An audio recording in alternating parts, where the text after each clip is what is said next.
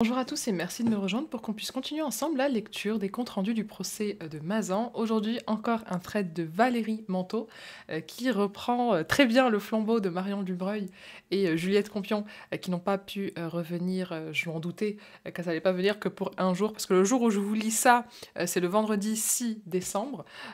Du coup, normalement, elles reviendront la semaine prochaine. Mais en tout cas, on remercie énormément Valérie Manteau de reprendre ce flambeau-là et de nous écrire, parce qu'en plus elle a beaucoup écrit aujourd'hui, je vois, il y a énormément de tweets, du coup on la remercie d'avoir suivi ça et de nous le retranscrire sur Twitter. Comme d'habitude, les liens sont en description, n'hésitez pas à aller la remercier. Je vous propose qu'on commence de suite. 58e jour du procès des viols de Mazan, Pellico. Je reprends le flambeau de retranscription des plaidoiries de la défense. On commence par Maître Marmillot, qui, malgré ses soucis de santé, tient à plaider debout. Je resterai debout ou je m'effondrerai. Ça commence fort, 3 petits points. Quelquefois, dit-il, nous sommes mal compris car nous défendons ce qui est difficile à défendre. Il faut que ce soit digne de ce que je vous dis. Pour ceux que j'ai l'honneur de défendre, Docteur Laillé nous a bien dit que ces hommes ne sont pas des monstres. J'ai pour mission d'en sauver deux, Didier S. et Mohamed R. Quand on défend deux, on a toujours peur d'en sacrifier un. L'avocat a peur. J'ai pas envie de voir Didier S., son dispositif médical à la main, rejoindre le cortège des hommes perdus. J'ai pas envie de voir Mohamed R. dire adieu à ses filles. Les partis civils réclament des peines exemplaires. On essaye, Monsieur le Président, de vous tordre le bras. On a exigé la publicité ou on a obligé à rendre public l'indicible. On aurait souhaité que la Cour ne soit pas criminelle, mais d'assises, avec des jurés. On aurait voulu vous coller l'ultime juré, l'opinion publique. On aurait pris en otage les avocats généraux, comme j'étais heureux au début des réquisitions de voir que vous commenciez par Didier S, puisque vous aviez annoncé que vous commenciez par les plus faibles. Mais 10 ans, 10 ans. Quant à Monsieur R, Mohamed R, c'est l'antépénultième. J'ai quasiment fermé le réquisitoire. 17 ans. Il va falloir pardonner beaucoup aux avocats. Il faut toujours pardonner beaucoup aux avocats, leur colère, leurs hésitations. On a placé Madame Pellico au rang d'icône. Moi, ce que je vois, c'est une gentille dame, une femme, une grand-mère. Je vous dois tout mon respect. Rien dans mon propos ne vise à attaquer votre image. Vos avocats ont dit que notre défense en disait long sur ce que nous étions. Qu'est-ce que ça veut dire que je suis complice de criminels? On s'est posé la question de savoir si vous aviez le droit de sacrifier l'intimité de votre fille. Les débats de société ne doivent pas avoir lieu dans les prétoires. Ici, on ne légifère pas. Ici, on risque un millénaire de peine, 51 fois 20. Ici, on requiert donc 700 ans de prison. L'avocat général a parlé d'un procès historique destiné à se muer en testament pour les générations futures. Ah bon? Mais quel poids cela me met sur les épaules? Il cite Paul Valéry. Bizarrement, nous n'avons peur que d'une chose, que chaque plaidoirie soit une gomme pour les suivantes. Je sais que d'autres vont prendre la parole et qu'ils vont gommer ma plaidoirie. Quand on est seul face au juge, on sait que tous les arguments vont porter. Mais quand la semaine prochaine on finira par l'incroyable Nadia El-Bouroumi, que restera-t-il de la mienne? Vous aviez l'image sur ces écrans, vous aviez la bande-son légèrement rehaussée. Non, pas rehaussée, ça a été dit 10 fois. On vous a dit que tous étaient le même degré de réflexion de conscience et qu'ils sont tous à un degré égal. L'accusation a convoqué la morale, je convoque la vie. Vous avez convoqué la compassion, je convoque la vérité. La certitude, c'est l'ignorance. L'élément moral intentionnel est ce qui nous occupe. Spéciale dédicace aux confrères de Le Monde qui ont signé dans le marécage du procès de Mazan qui est cité par Maître Marmillot. On en vient à regretter que ce procès n'ait pas été à huis clos. Maître Marmillot revient sur le débat qu'il qualifie de lunaire sur la publicité des vidéos qu'il juge inutiles. Dominique Pellico a dominé ce procès comme ces inondations qui viennent de la montagne et balayent les constructions humaines. Il n'est plus le principal accusé, il est le principal accusateur. Des accusés qui emmènent avec eux 50 personnes dans le même trou, c'est rare, convenons-en. Il se paye ce luxe parce qu'il a tout reconnu, parce que son ex-femme est encore un peu sous emprise, un peu clivée. Vous avez été marié 50 ans sans que vos réveils, au bout de 20 heures, ne vous alertent, sans que nul MST vous interroge. Le paroxysme a été atteint avec l'audition de Joël, le frère de Dominique Pellico. Haï des deux côtés de la salle d'audience, il a dit qu'il ne croyait pas au viol de son frère dans l'enfance. Il a nié que leurs parents soient exhibitionnistes. Didier S. et Mohamed R. ont-ils encore une chance? Ils ne connaissaient personne, ils cherchaient un coup pour un soir. Pour Didier S., c'est une aventure homosexuelle Coup de griffe dont il s'excuse. Pour les avocats généraux, il rappelle que l'élément intentionnel ne peut pas être séparé d'une infraction, clairvoyance et intelligence. Le réquisitoire a écarté la préméditation car vous ne pouviez pas le prouver. Vous ne pouviez pas montrer qu'il avait cette connaissance au moment de prendre leur véhicule. Cela veut dire qu'ils n'avaient aucune conscience de ce qu'ils allaient commettre. Ils cherchent l'aventure, une aventure sexuelle, pornographique, c'est de la morale. Ils pensent tous deux avoir affaire à une toute autre histoire que criminelle. C'est moi, dit Maître Marmillot, qui ai exigé qu'on regarde chaque minute de la vidéo où on voit Didier S. hirsute demander si on est filmé et Pellico lui dire que non, quoiqu'il ait affirmé que tous savaient qu'il l'était. Je vous rappelle que Dr Layet a dit qu'il n'était pas un groupe homogène. Vous avez dit aux avocats généraux qu'il y aurait un avant et un après ce procès, une prise de conscience sociétale. Or, je ne connais pas de procès pour exemple. Si c'était vrai, le premier condamné à mort aurait signé la fin de la justice pénale. Je me souviens d'une marche blanche il y a longtemps où l'on criait « plus jamais ça ». J'ai le regret de vous dire que ce n'est pas le cas. Maître Marmillot rappelle les consignes que Pellico dit avoir données à tous, se chauffer les mains, pas de parfum, pas de tabac, mais l'expert toxicologique nous a dit que sous l'effet des médicaments, elle ne risquait pas de se réveiller avec une légère odeur d'aftershave. On se livrait à une sodomie, mais pas avoir les mains froides. Est-ce que tout cela ne faisait pas partie du décorum destiné à les induire en erreur? Maître Marmillot rappelle que l'audition de l'enquêteur au début du procès, enquêteur qui avait été repris par le président, car il parlait de viol, ce dont Marmillot loue le président sans flagornerie. L'enquêteur dit que Didier S. n'a rien fait que des attouchements. Mais il est coupable d'une coaction de viol puisqu'il a filmé le viol de Pellico sur sa femme. Pellico auditionné lui-même répond au juge instructeur « Rien, je ne sais même pas s'il a fait quelque chose. Et pour ça, 10 ans de réclusion ?» Et plus tard, Pellico se ressaisit, il était très bien au courant de ce qui s'est passé ou ce qu'il aurait dû se passer. Didier S. lui s'en fout de l'épouse, il est venu pour une relation homosexuelle en sachant que le principal accusateur le disculpe, en sachant tout ça, ça valait 10 ans de réclusion criminelle. La seule chose que j'avais conseillé à Didier S. avant de passer à la barre devant vous, c'était de lui laisser son humour sur sa chaise. Vous avez là un brave homme, passionné de chats, voisin extraordinaire, c'est lui le violeur qu'on veut envoyer 10 ans en prison. Pellico dit que 90% des hommes venus chez lui sont passés par le salon à son insu. Ça veut dire que 10% se sont fait couillonner. Pourquoi pas 15? Pourquoi pas 20? Maître Marmillot tresse des lauriers au docteur Amic qui a disculpé tous les accusés qu'il a expertisés. Il a été manipulé par M. Pellico, dit Amic. L'autre psy, dit-il en conclusion, il ne sait pas bien gérer tristesse ni colère. Très grande qualité humaine appréciée de tous. Sa gentillesse lui confère une certaine crédulité, dit l'expert psy cité par Maître Marmillot. Il n'a pas eu la répartie nécessaire pour réaliser les enjeux de la situation. On est toujours dans l'élément moral. Je ne trouve rien qui dénote la volonté de commettre un crime. Le reproche que je fais à l'accusation, c'est de refuser l'idée qu'il puisse y avoir un innocent. Vous acceptez l'erreur judiciaire. S'il avait comparu seul, ça aurait été différent. Il cite Gisèle en audition. Oui, Dominique a pu se tromper, a pu tromper des personnes certainement, même moi je n'avais pas connaissance de cette bisexualité. Si quelques âmes doivent être sauvées, j'espère qu'elles le seront toutes, et j'espère un acquittement pour Didier S.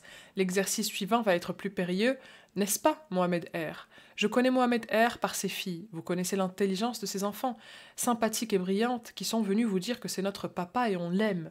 Un papa qui a une mention à son casier judiciaire qui manifestement légitime les 17 ans requis à son encontre. Marmillot regrette de ne pas avoir demandé que le docteur Bensoussan, qui a expertisé Dominique Pellico, revienne une deuxième fois déposé à la barre. Il a parlé de l'invraisemblable aveuglement de la victime. On clive avec le cliveur. Pour Mohamed R., les experts dressent un tableau abominable. Aucune empathie pour la victime, mais on a oublié quelque chose de fondamental. Tout comme on ne peut pas reprocher à Madame Pellico de ne pas s'être réveillée, peut-on reprocher quelque chose à un homme qui a reçu un tel traitement?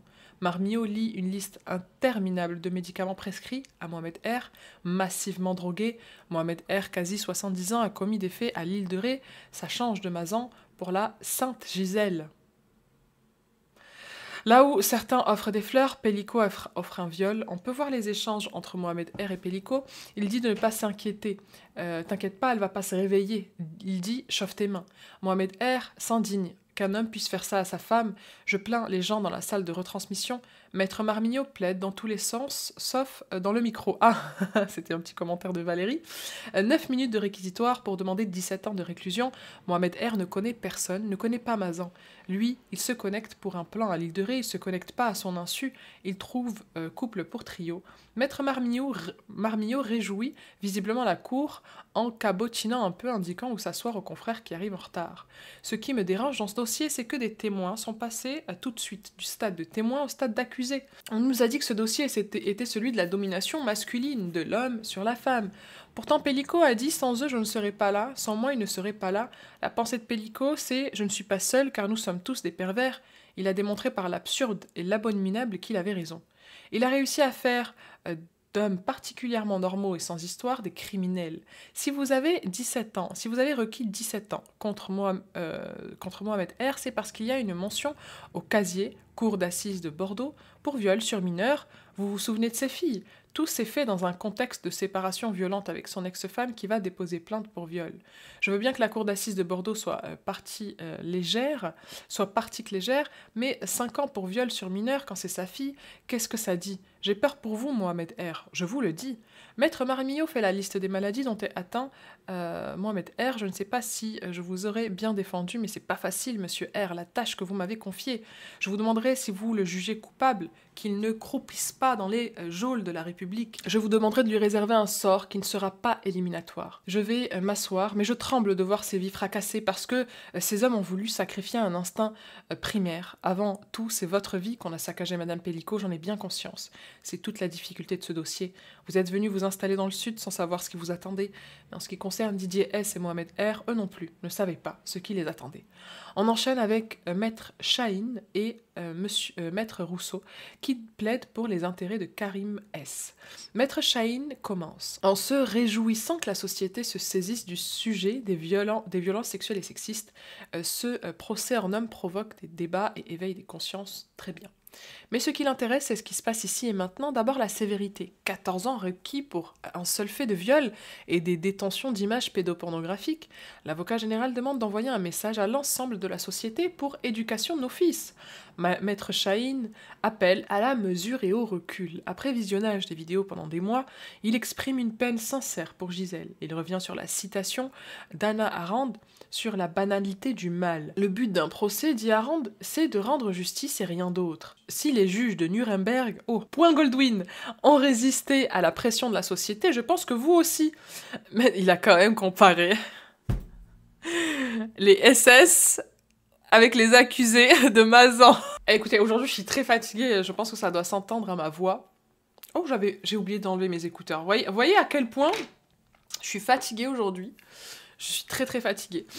Donc c'est pour ça que je commente pas trop, je ne sais pas si j'en suis désolée, parce que certains n'aiment pas quand je commente, et certains adorent quand je commente. Donc pour vous, je suis désolée. Mais non, franchement, comparer les accusés, comparer le procès de Mazan au procès de Nuremberg, franchement, fallait le faire. Franchement, Maître Chahine, bravo, bravo. Maître Chahine revient sur la difficulté pour les clients et les avocats de se défendre dans le contexte extérieur à la cour. Un témoin a refusé de venir déposer. J'ai le sentiment d'avoir été simple spectateur de ce procès. Si on cumule le temps consacré à mon client sur ces 4 mois, on tient une journée et demie. Requérir 14 ans dans ce contexte, c'est quelque chose qui heurte. Émotion amplifiée par les réseaux sociaux, c'est nous et les médias, notre justice doit rester sanctuaire de raison et de droit. Je ne ferai pas l'offense de lire l'article de droit concernant le viol, mais il le fait quand même. Merci Valérie. Acte de pénétration. Acte de pénétration par violence, menace, contrainte ou surprise. Vous penserez que j'enfonce des portes ouvertes, mais je rappelle des principes fondamentaux. Il cite le professeur Michel Laure-Rassa qui rappelle qu'il faut que l'accusé ait conscience que le rapport n'est pas consenti. Non. Voilà, je suis désolée. Voilà, c'est mon take, vous en faites ce que vous voulez, j'en ai rien à foutre. Voilà, j'en ai rien à foutre. Si dans le patriarcat, et dans notre putain de société patriarcale, et à cause de cette putain de domination masculine, si l'homme pense que la femme est un objet, et qu'il peut en faire ce qu'il veut, et qu'il peut la pénétrer comme bon lui semble, comment diable voulez-vous qu'il ait conscience qu'il est en train de commettre un viol? On ne peut pas se fier à la simple prise de conscience de certains hommes de savoir si la femme est consentante ou pas. On ne peut pas se fier à ça. On ne peut pas se fier encore à ça. J'ai espoir qu'on puisse un jour se fier à leur prise de conscience sur ce qu'est un viol, sur ce qu'est le consentement d'une femme. Mais certains hommes, pas tous les hommes, not all men, mais certains hommes n'ont pas cette prise de conscience-là, puisque pour eux, parce qu'ils ont été conditionnés d'une certaine manière, parce qu'ils ont été éduqués d'une certaine manière, et parce que la société est comme elle est, pour eux, le consentement, ils n'en ont que faire. Et nous l'avons bien vu ici, dans ce petit échantillon d'hommes mazaniens, je ne sais pas comment on dit, je n'ai pas cherché. Donc je suis désolée, ça ne passe pas. Voilà. Voilà, et vous voyez, ils m'ont énervé là, ils ont commencé à m'énerver. Bref, allez, on continue. S'il n'y a pas de volonté de surprendre, de contraindre et de forcer, alors il n'y a pas viol. Non. La volonté de ces messieurs ne suffit pas à les dédouaner. La volonté de ces messieurs, on n'en a rien à foutre. Parce que certains, leur volonté, c'est de se faire plaisir. C'est de pouvoir atteindre l'orgasme. Consentement, pas consentement, ils s'en foutent. Donc non, on ne peut pas se fier à leur volonté. Dire que quelqu'un n'est pas condamné pour viol intentionnel ne veut pas dire que la victime n'a pas été violée. Attendez, je suis énervée, j'ai rien compris. Dire que quelqu'un... Là, j'ai lu sans lire, là j'avais la rage, là, je suis désolée. Dire que quelqu'un n'est pas condamné pour viol intentionnel ne veut pas dire que la victime n'a pas été violée. Elle rentre pas, en fait, non, je comprends pas le sens de sa phrase. Si quelqu'un n'est pas condamné pour viol intentionnel, mais en fait, c'est le intentionnel, là, je sais pas ce qu'il fout là, et je sens qu'il est en train de nous douiller quelque part. Ne veut pas dire que la victime n'a pas été violée. Mais s'il n'est pas condamné, et que la victime, elle a quand même été violée, et c'est qu'il y a un problème judiciaire. C'est ce que je comprends. Dites-moi ce que vous comprenez de cette phrase. Il ne viendrait à personne l'idée de dire que parce qu'on n'est pas condamné pour meurtre, la victime, elle n'est pas morte. Ok, bon, c'est ce que j'avais compris. Ok. Non mais oui, non mais... Il y a une différence entre tuer quelqu'un de manière non intentionnelle. Je pense par exemple à un accident de voiture. Encore que. Vous pouvez faire de la prison même si vous n'aviez pas l'intention de tuer quelqu'un. Si, par exemple, vous prenez votre véhicule que vous n'êtes pas assuré, sous l'emprise de l'alcool et de stupéfiants, etc. Encore que tout ça reste à prouver. Mais il n'empêche que la personne est morte. Alors qu'un viol... Le viol accidentel n'existe pas. Un accident de voiture, c'est quelque chose qui peut arriver malheureusement. Malheureusement. Parce qu'on n'est pas à l'abri de soucis techniques. Mais si tu as un souci technique dans ta tête pour en arriver à violer quelqu'un sans en prendre conscience, ta place est dans un institut avec des professionnels. Même là j'ai comparé deux choses. C'est juste pour vous montrer qu'encore on peut tuer des gens sans avoir l'intention de les tuer, mais le viol, ça reste quand même quelque chose qui est un peu plus spécifique et qui nécessite un peu de préparation. Qui nécessite, c'est comme voler. On ne vole pas. Je reprends l'exemple du braquage. Je crois que je l'ai pris pendant 3 mois, là, cet exemple-là, pendant tout le procès. Mais je veux dire que demain, vous n'allez pas braquer une banque sans intention de voler quoi que ce soit. C'est différent. Vous n'allez pas accidentellement braquer la banque. Enfin, je veux dire, à un moment donné, vous voyez ce que vous êtes en train de faire. Vous êtes là en train de choper les billets et de les mettre dans votre poche. Donc, c'est pas quelque chose... C'est pas accidentel. Même si la mort d'une personne est affreuse. Je vois où il veut en venir, mais pour moi, c'est pas corrélé. Bref, on continue. Présomption d'innocence, le doute doit profiter à l'accusé. On peut l'entendre, mais il me semble que pour Karim S, si je me rappelle bien, il y avait des éléments, des SMS, etc., qui étaient quand même assez... Il me semble que c'était lui. Pour Karim S, l'élément matériel du viol ne fait pas de difficulté, mais est-il possible que Karim S n'ait pas eu sincèrement conscience que Madame Pellico n'était pas consentante? C'est la seule question. C'est la seule question et la seule réponse, c'est Gisèle Pellico a-t-elle donné son consentement? Non, c'est bon, fin de la question. Il faut juger in concreto, du point de vue subjectif de l'accusé. Nous ne sommes pas tous pareils, nous ne comprenons pas tous la même chose face à une situation.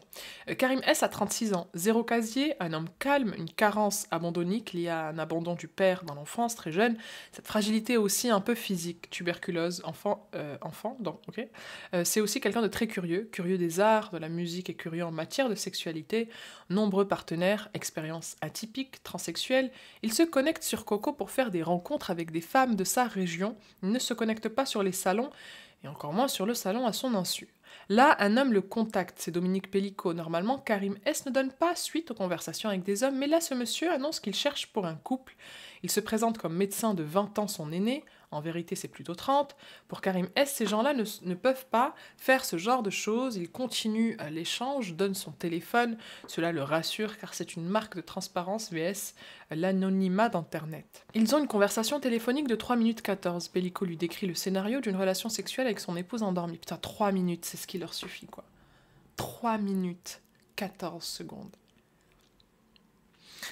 Avec son épouse endormie. On est venu vous dire à cette barre que ce scénario était forcément frappé d'illicéité, qu'il n'avait pas besoin de mettre le mot viol, que ce scénario était tellement dégradant qu'aucune femme n'aurait pu y consentir. Pas faux.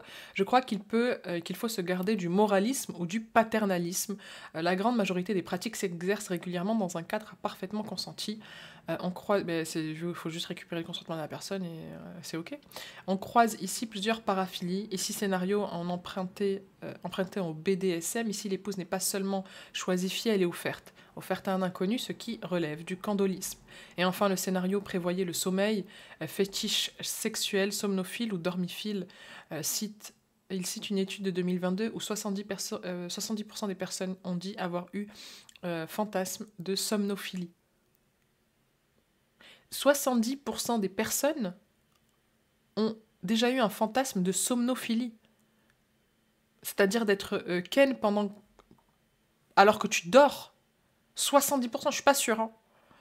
Je suis pas sûre. Pour l'énorme majorité d'entre eux, ce fantasme est parfaitement consenti. Karim S a dit qu'une ex-petite amie lui avait dit avoir eu ce fantasme. Cette info donnée par Karim S en GAV a été complètement détournée. L'expert psy ayant déduit que c'était à son insu, c'est faux. C'était une pratique somnophile consentie. C'est précisément ce que Karim S a compris du scénario proposé par Pellicot.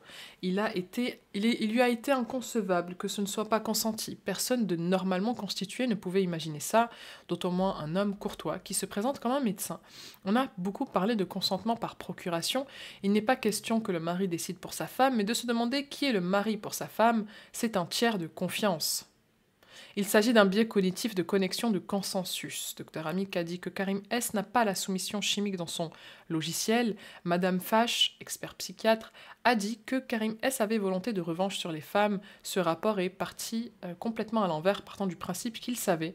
Madame Pellicot pas consentante. L'infraction connexe de détention d'images pédopornographiques explique sans doute la réquisition de 14 ans. Je ne vais pas passer trop de temps sur cette infraction. Karim S explique que sur le dark web, vous n'avez pas de prévisualisation, vous téléchargez et puis vous voyez. Putain, d'ailleurs, il y a quelqu'un qui est venu me dire que il y avait sur le dark web des vidéos de moi.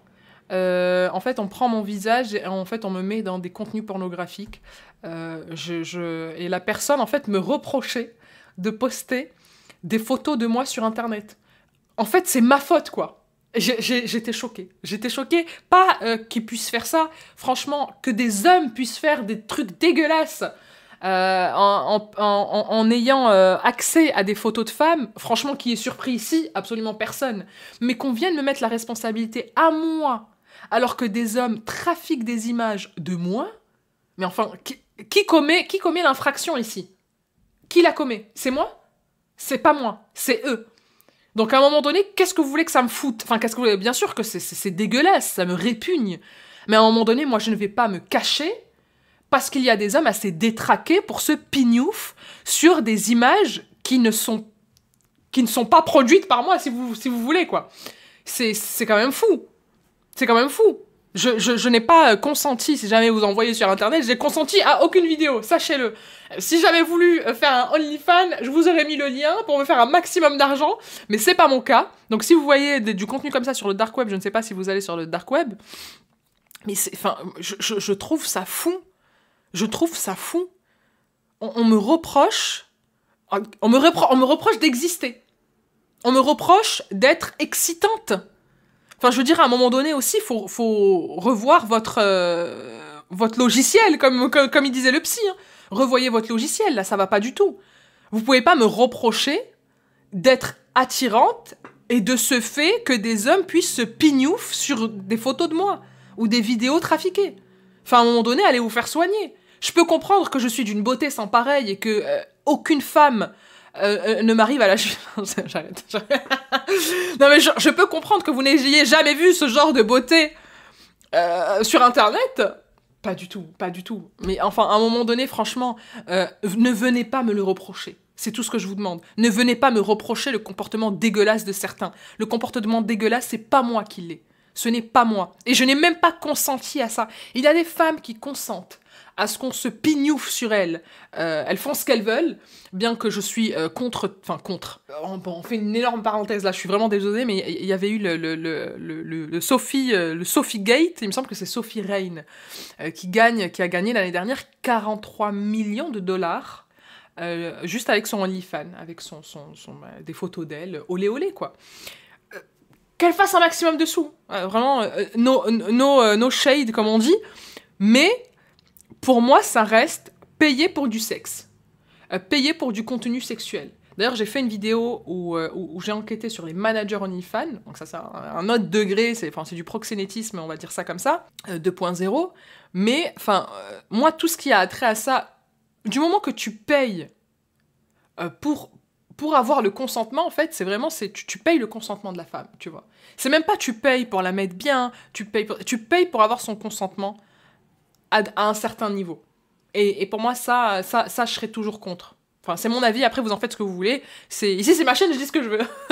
Mais en tout cas, dans tous les cas, il y a des femmes qui consentent à être sexualisées, même si ça me fracasse la gorge de le dire, parce que c'est à cause du patriarcat, entre guillemets, de la société patriarcale dans laquelle on est, que, en fait, il y a de la demande, donc il y a de l'offre, logiquement. Et regardez, elle se fait 43 millions de dollars annuels. À peu près 400 000 euros par mois, elle touche. Juste grâce à des photos d'elle, olé olé, et à des hommes qui payent pour ça. Moi, vous me verrez jamais payer pour ça. Aucune timeline, ça existe, ça. Aucune. Je refuse même d'y croire que ça existe. Franchement, même, j'ai vu le gate passer, je dis, non, c'est pas possible, c'est fou, quoi. C'est fou. Vous êtes les pervers que vous pensez être. C'est tout ce que j'ai à vous dire. Moi, vous ne m'empêcherez pas de vivre, vous ne m'empêcherez pas de m'exprimer, vous ne m'empêcherez pas d'être là et d'exister. Je suis comme je suis. Je suis bandante, je suis excitante, grand bien vous fasse. J'en ai rien à foutre. Voilà. Aujourd'hui, je suis énervée. Non, franchement, là, quand j'ai vu ça, et la personne, quand même, me reprochait à moi d'être là. C'est ça que je comprends pas. Il y a des gens qui utilisent la putain d'intelligence artificielle. Est-ce que vous vous rendez compte?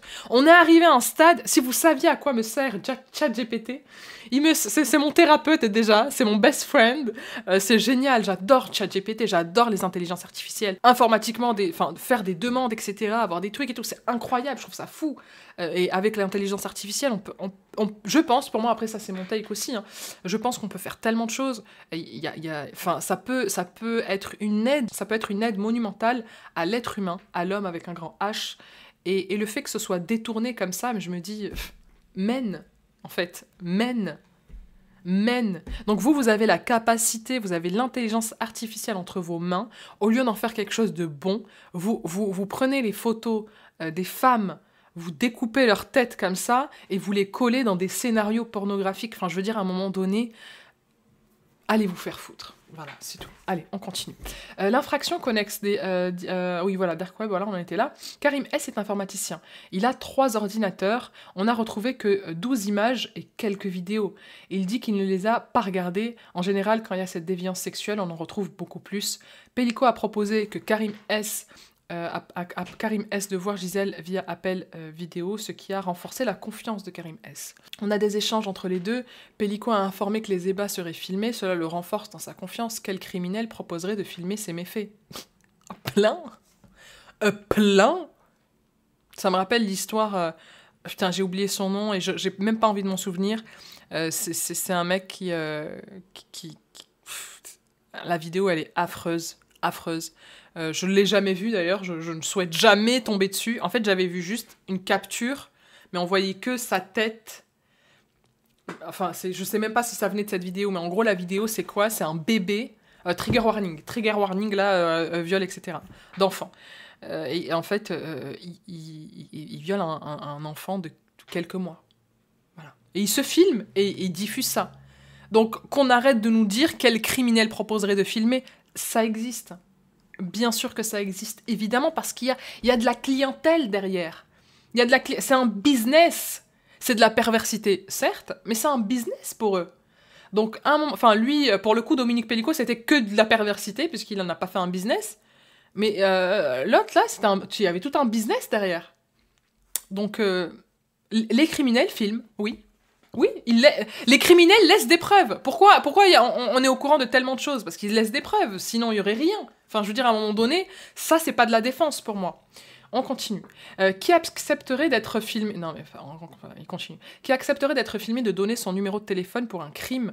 Il n'y a pas de trace des instructions que Pellico aurait données, parfum, etc. Karim S. trouve Madame Pellico allongée sur le lit avec la télé en fond.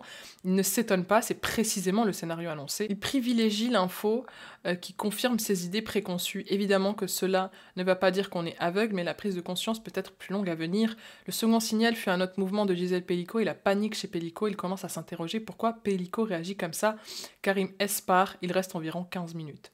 Les échanges qui suivent montrent que Karim S s'est défilé, inventant des soirées pour ne pas revenir chez les Pellico. Vous ne pouvez pas avoir la certitude que Karim S savait. Si vous avez un doute, ce doute doit lui bénéficier. Pourquoi il ne savait pas? Parce qu'il n'a pas demandé. Pas cherché à savoir? Oui, probablement. Vous avez demandé s'il avait cherché à recueillir le consentement. C'est vrai, c'est une faute grave, très grave, mais pas une condamnation pour viol. Ce n'est pas prévu dans la loi. Le crime par négligence, par imprudence, reprenant l'exemple de la Suède, où la loi a changé, et on a crime de viol par négligence si vous ne saviez pas parce que vous n'avez pas cherché à savoir, vous tombez sous le coup de la loi. On n'a pas ça chez nous.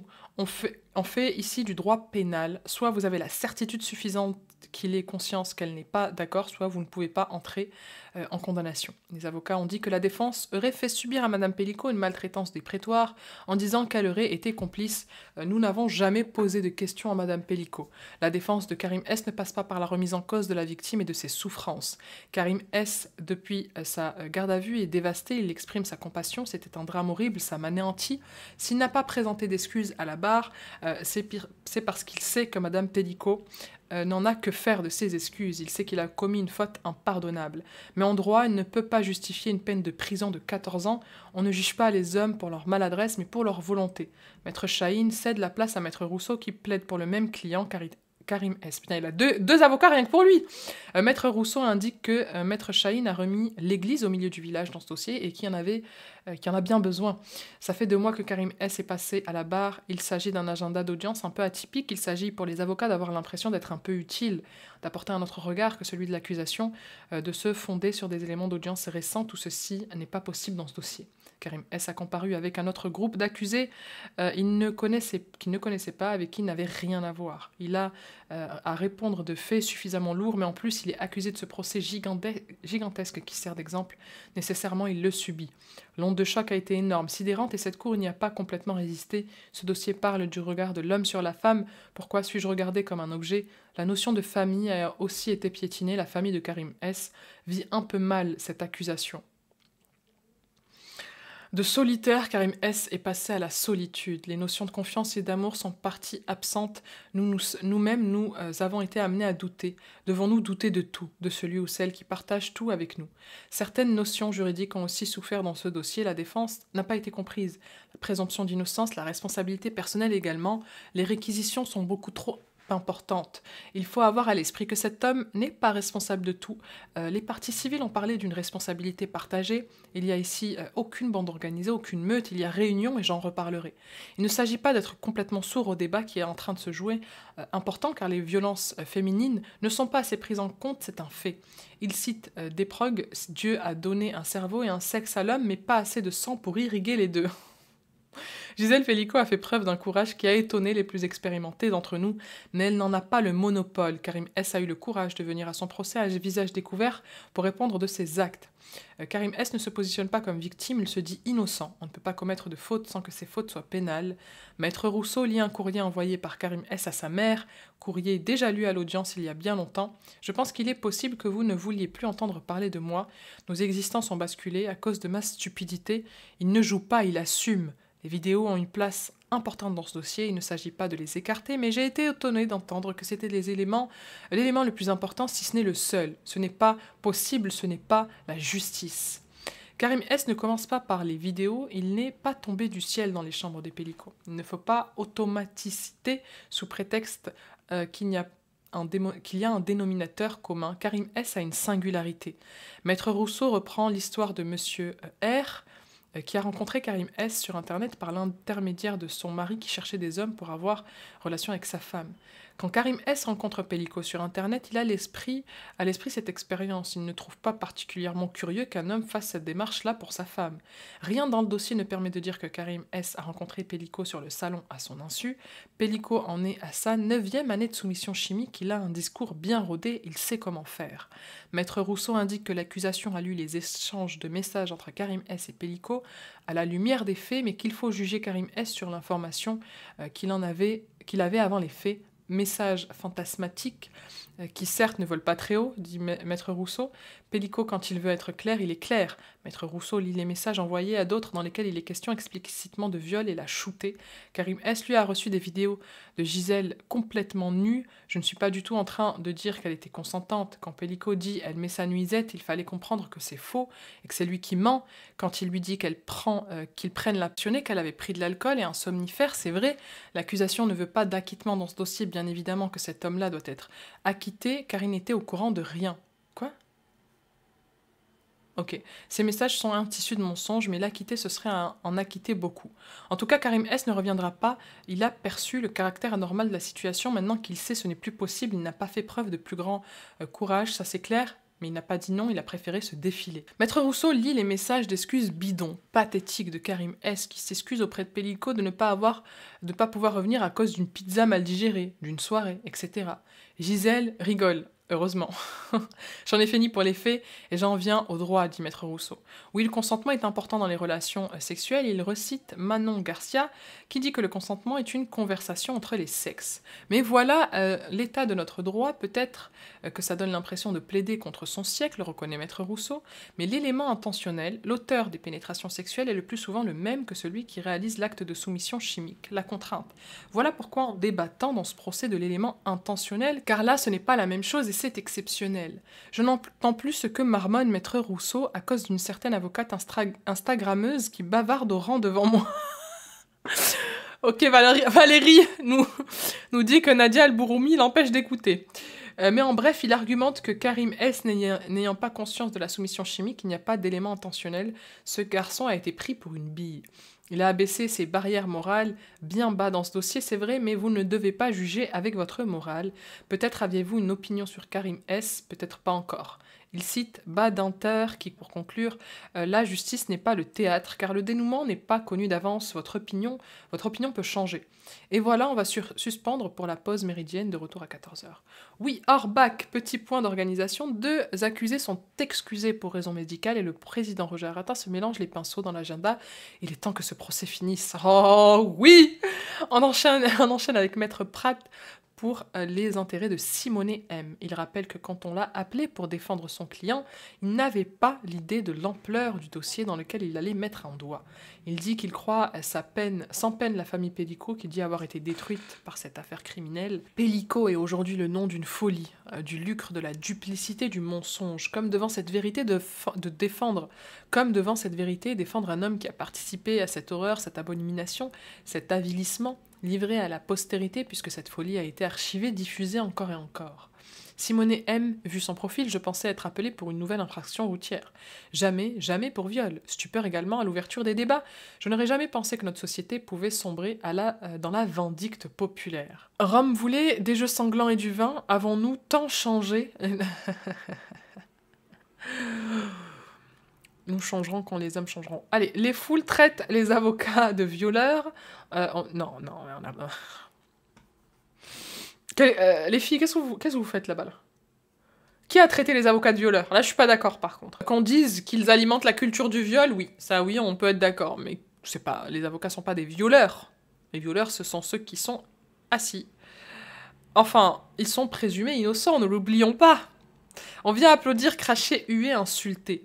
La foule vêtue de t-shirts violets réclame 20 ans pour tous alors que votre cour n'a pas encore entendu la défense. Tout est justifié par la cause, mais souvenons-nous que de tout temps, tout était justifié par la cause car la fin justifie les moyens. Ce qui a changé, c'est l'évolution de la technique et de la technologie. La cour s'est retrouvée pieds et poings liés sur la question du huis clos. Une foule dense s'est massée pour voir les images horribles qui étaient diffusées. Ultime victoire pour Dominique Pellico, son œuvre sera mondialement diffusée. Bah non, pas du tout. Triste monde où les gens filment par volonté de faire du buzz. Ah, bah, non. Lantel m'a rappelé que nous sommes héritiers des Lumières. Hélas, je lui réponds que nous n'en sommes pas. Certains n'ont pas été suffisamment éclairés. La presse supposée irréprochable, j'aimerais vous dire qu'elle a redoré son image par le procès Pellico. Elle s'est engouffrée dans une doxa insultant les avocats, traitant les accusés de baltringues. Que retenir d'une journaliste du Parisien qui vient nous dire que nous confondons préméditation et intention? Big up à la grande Louise. Oula, ça commence à se tirer dessus là, ça va pas du tout. Aux journalistes qui n'ont pas su se mettre à la hauteur de l'événement, je dis que vous refermerez la tombe dans laquelle tout votre secteur a déjà un pied. Et il a des mots durs là. Maître Pras s'adresse aux avocats généraux qui n'ont cessé de s'effondrer en quasi mondovision. Rien ne sera fait pour garantir l'homme public. Il tombera dans le piège tendu par la partie civile. Le réquisitoire fut implacable, monotone. Jamais envisagé qu'un des accusés ait pu être manipulé ou berné. Clientélisme populiste. Ce huis clos avait été élevé pour que la honte change de camp. Madame l'avocate générale a dit qu'il fallait un avant et un après. Mais j'aimerais qu'on s'interroge, pourquoi la honte devrait-elle changer de camp? Pourquoi faudrait-il un après? Je répondrai pas. La Fondation des femmes a réclamé récemment des fonds pour cause des femmes et a rappelé que 93% des plaintes pour viol sont classées sans suite. Qui dans ce pays classe les plaintes sans suite? J'aimerais que les femmes ici m'écoutent. C'est une politique consciente de tous les parquets de France sous la direction pour qui travaillent les gendarmeries, pas les avocats de la défense. Alors aux femmes, à l'opinion publique, aux hommes de bonne volonté, je dis de ne pas confier aux pyromanes le soin d'éteindre ce feu. Leur avant sera leur après. Pour moi, ça n'a pas... Pourtant, il partait bien, là, quand il disait pour qui travaillent les gendarmeries, la politique consciente des parquets de classer sans suite, les procureurs qui ne poursuivent pas, les enquêteurs qui n'enquêtent pas. Tu vois, il était bien parti. Mais en fait, il nous faut un après. Il nous le faut, le après. Donc là, il pointait une problématique, c'est bien, mais je n'ai pas compris pourquoi il est parti comme ça. Après, bon, bref. Simonet M a eu 3 compagnes. Il a servi dans l'armée avant de se reconvertir comme chauffeur routier. Il est décrit comme gentil et influençable. Sa compagne ne croit pas une seule seconde qu'il ait pu commettre les faits reprochés. Simonet raconte enfance heureuse malgré des viols subis en échange d'argent. Il se sentait coupable et dans sa culture, quand on a un rapport avec un homme, on n'est plus un homme. À cette barre, quand je l'ai interrogé sur cette idée que la honte doit changer de camp, que la victime ne doit jamais se sentir coupable, il n'a même pas compris le sens de la question. Il est complexe jusqu'aujourd'hui par la taille de son membre viril. C'est cet homme honteux, coupable, réfugié dans l'alcool, père de nombreux enfants qui a peur de ne pas être un homme.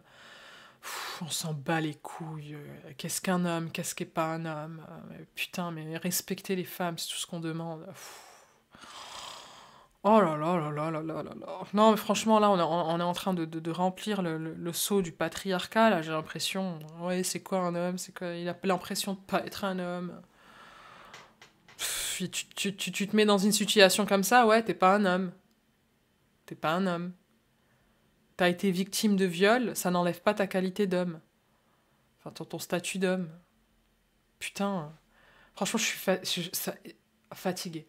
Utilise l'alcool et les sorties comme une fuite. La fuite est un élément majeur dans l'histoire de Simonet M.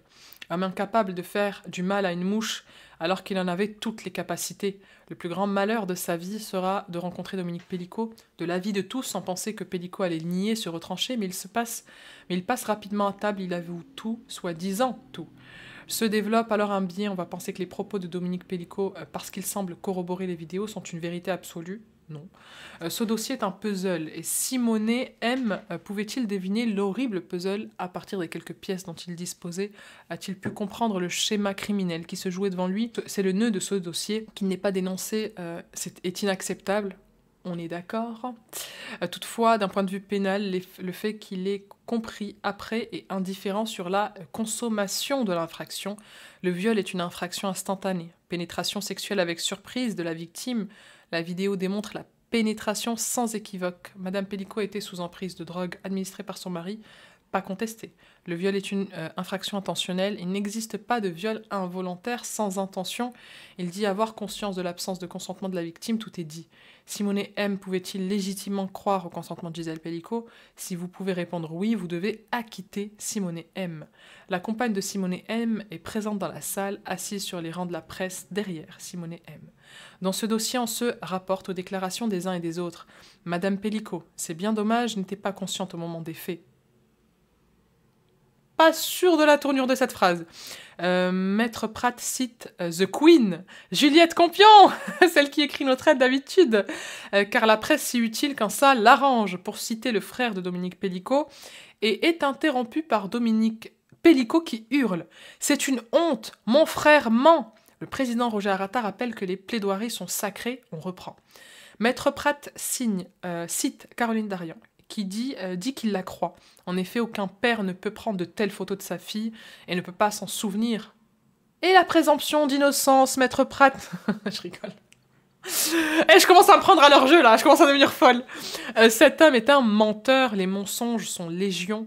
En face, vous avez Simonet M., jamais condamné pour infraction sexuelle, qui a même conseillé à Dominique Pellicot d'arrêter. Merci, quel samaritain, quel bon samaritain. Simonet M. n'a été informé qu'après les faits, Dominique Pellicot lui proposera de droguer sa propre femme. Il refusera.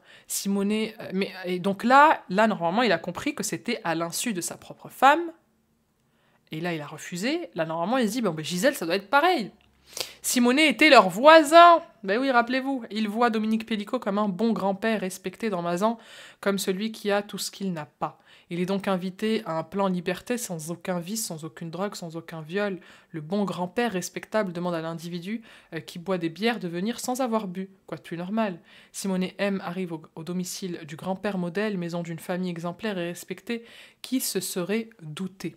Il n'y a qu'une vidéo et des photos. Regardez-les encore et encore. Pendant la majeure partie de la vidéo, le regard de Simonet est sur la caméra, signe qu'il lui donne des instructions. Gisèle ne ronfle pas, on entend le souffle de Pellicot qui respire à côté, et on entend la télé. Jusqu'au moment où Pellicot lui dit qu'elle n'a pas... Putain, j'ai pas envie qu'on reparte dans les détails des putains de vidéos, franchement ça me met mal. Jusqu'au moment où Pellicot lui dit qu'elle n'est pas assez endormie, Simonet M. part et ne revient jamais. Le visage de Madame Pellicot n'était jamais visible. Simonet M. a toujours maintenu qu'il n'était pas resté longtemps malgré les horodatage des vidéos dont on sait maintenant qu'ils sont sujets à caution. Il aurait donc fallu que Simonet déjoue la mise en scène criminelle d'un homme qui a menti à sa famille pendant des années en quelques minutes. Pourquoi croire Simonet quand il dit qu'il n'a jamais eu l'intention de violer Madame Pellicot? Ses actes le démontrent, il était à quelques mètres du domicile des Pellicot, il aurait pu être le grand recordman des visites chez les Pellicot. Heureusement, il n'a jamais envisagé d'y retourner. Sa femme était enceinte, il a dit à Pellicot qu'il ne pouvait pas s'absenter la nuit. Pellicot admet qu'il s'agissait sûrement plutôt d'un alibi et qu'il n'avait pas envie de revenir. Donc là, Pellicot ne ment plus. Elle a mis ça entre parenthèses. Pellicot, il ment que quand ça l'arrange. Pellicot a avancé comme explication, peut-être qu'il avait pris conscience de ce qu'il avait fait, mais donc, rebondit Maître Pratt, vous dites bien qu'il ne savait pas. Maître Pratt se permet de citer Simone de Beauvoir, déjà réutilisée par Pellicot, et on en demandait pas tant. On ne naît pas menteur et manipulateur, on le devient. Un psy, pendant l'audience, a déclaré que Simonet M. était naïf, il pouvait être la proie idéale pour un Dominique Pellicot, le pervers multicarte. Simonet a déclaré qu'il méritait la pendaison, car sans le vouloir, il a fait quelque chose d'ignoble. Je me dégoûte de ne pas avoir réfléchi, je mérite la peine de mort, dit-il. Repentir tardif, mais sincère. Discret pendant l'audience, respectueux pour les victimes, vous pouvez être serein et donner votre verdict en conscience. Dangerosité criminologique est faible, vous êtes des spécialistes du droit, des magistrats libres, pas des avocats de l'opinion publique. Je vous en conjure, ne vous effondrez pas à votre tour, ne cédez pas à la pression publique, même si je l'imagine, elle est, je l'imagine, forte. Je crois en l'innocence, de Simone M, sans le moindre doute. Vous devez la quitter et ferez justice. Et voilà une bien heureuse suspension d'1 heure et quart d'après ce sprint de Maître Pratt. Les accusés discutent entre eux. Un avocat s'approche du box pour dire aux détenus: allez, ne perdez pas espoir. Dernière plaidoirie de la journée, ce sera Maître Sabatier pour les intérêts de Cyprien C. Le 2 septembre a débuté ce que j'appellerais l'intoxication médiatique, commence Maître Sabatier. On a balancé les noms, parlé de leur décontraction. Leur défense a été jugée outrancière ou indigente. Vous allez devoir juger avec sérénité et surtout humilité chacun de ces hommes, non pas une masse ou une meute. Henri Leclerc indique que le travail de l'avocat est d'éclairer de sa chandelle les coins d'obscurité. Cyprien C est venu à la barre, avec franchise et simplicité, ses failles et faiblesses, ce parcours cabossé dès l'enfance. Ce n'est pas une fatalité de naître dans une famille disloquée et mal aimante. Cyprien va fonder un foyer en 2010 à un fils. On lui reconnaît des qualités et compétences professionnelles. Vie banale interrompue en 2014. 2014, c'est la mort de sa sœur. Une suspicion de péritonite pour lui et le port d'une poche qui lui a laissé des séquelles notamment sexuelles. C'est la déliquescence de sa relation amoureuse. Il s'enfonce dans dépression, isolement, solitude, alcool et stupe. Homme socialement, physiquement et psychologiquement abîmé, il pousse la porte des Pellico une seule fois, une seule nuit. Peut-il imaginer la funeste entreprise que Pellico a montée depuis des années? Peut-il se douter qu'il est un parmi tant d'autres? Est-il en mesure d'envisager l'impensable, l'innommable, l'inimaginable? Ces qualificatifs ne sont pas dans l'esprit de la victime, de la presse, mais aussi des accusés. Sur Coco, c'est un pseudo-rose, donc une femme, qui s'adresse à lui pour lui proposer un plan à 3, puis un homme, même proposition. Quelques semaines plus tard, même proposition, ils l'attendent, ils sont chauds. Ce soir-là, Cyprien est alcoolisé, il a pris de la cocaïne. Il dit qu'il était chaud, qu'on l'a mis en confiance, il y est allé. Pas de Skype, pas d'échange, on ne sait pas si on a les mêmes valeurs, si c'est la même recherche. Une seule communication téléphonique pour l'adresse. Une fois sur place, on lui dit que la femme est endormie, tu vas commencer à avoir des relations sexuelles avec elle et tu vas voir, elle va participer. Encouragement de Pellico, tu vas voir, tout va bien se passer. Cyprien n'est pas un simple d'esprit. À son insu, il sait ce que ça veut dire. Il dira qu'il n'y serait pas allé si ça avait été ça, le plan. Tout va très vite, trop vite. 12 minutes de vidéo choisies par Dominique Pellico et dans le même dossier des photos de Madame Pellico qui ne le concernent pas. Les vidéos éclairent jusqu'à l'aveuglement. Les gardes à vue sont presque des gardes aveux. Cyprien prend conscience en garde à vue de n'avoir été qu'un pion dans le projet machiavélique d'un époux. Il déclare que ce n'est pas possible, qu'un type puisse faire une chose pareille, c'est inimaginable, c'est pas possible. Je n'arrive même pas à y croire en fait. À titre perso, au moment où je me suis assise près de Dominique Pellico, c'est Valérie qui parle, l'ancienne étudiante en criminologie que je suis a pensé être à côté d'un monument en criminologie, ce n'est pas un compliment, et je ne vous en ferai pas d'autre. Il n'est pas dans la repentance, il est encore dans la démonstration de sa toute-puissance. Cyprien a dit en confrontation, mais c'est un fou ce mec. Il est noté au PV que Cyprien pleure. PV procès-verbal. Il est rappelé pour les gens qui seraient vraiment fatigués qu'en droit, il n'est pas de crime sans intention de le commettre. Pour Cyprien, au moment des faits, ni avant ni après, il n'est intégré qu'il commettait un viol. Avait-il les armes pour décrypter ce qu'il se passait réellement? Des expertises sont d'accord pour dire qu'il a un personnage faible et abandonnique. Homme timide, réservé, faible niveau d'estime de soi, il a un faible niveau d'insight. Le docteur Laya a noté qu'il a mis longtemps à se rendre compte qu'il a été berné. Le psy note que face à un tempérament fort, il est dans l'incapacité de se positionner, c'est un suiveur. Sauf à toujours considérer la parole de Pellico comme la vérité incarnée, vous ne pourrez pas croire une seconde que Cyprien C s'est rendu chez lui avec la ferme intention de violer sa femme. On a parlé ce matin de biais cognitif, je voudrais parler d'un autre, le biais de naïveté. Il altère le jugement dans une situation donnée.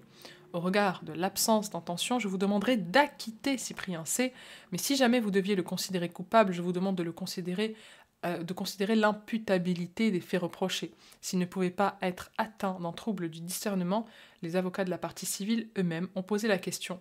Le soir des faits, était alcoolisé et sous stupe, vous deviez entrer en voie de condamnation à son égard, réduisez la peine.